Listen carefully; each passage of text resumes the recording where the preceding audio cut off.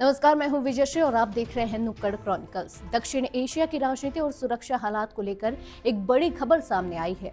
खबर यह है कि पाकिस्तान एयरफोर्स ने पड़ोसी देश अफगानिस्तान के कई इलाकों में एयर स्ट्राइक की कार्रवाई की है।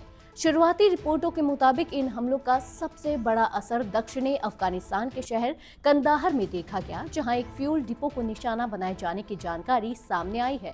बताया जा रहा है कि देर रात हुई इस कार्रवाई के दौरान कई जगहों पर जोरदार धमाके सुने गए और आसमान में लड़ाकू विमानों की आवाज से पूरे इलाके में अफरा तफरी मच गई।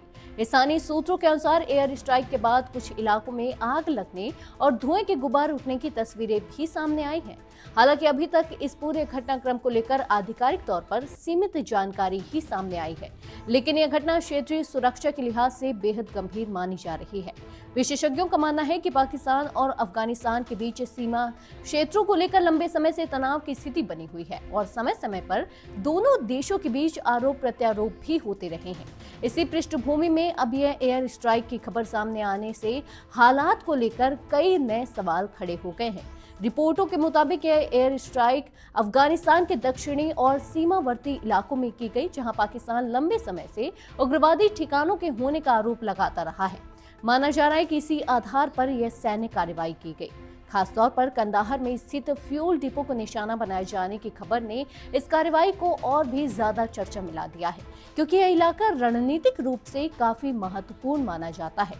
स्थानीय लोगों के मुताबिक हमलों के बाद कई जगहों पर आग और धुएं के गुबार दिखाई दिए और सुरक्षा बलों ने तुरंत इलाके को घेर लिया।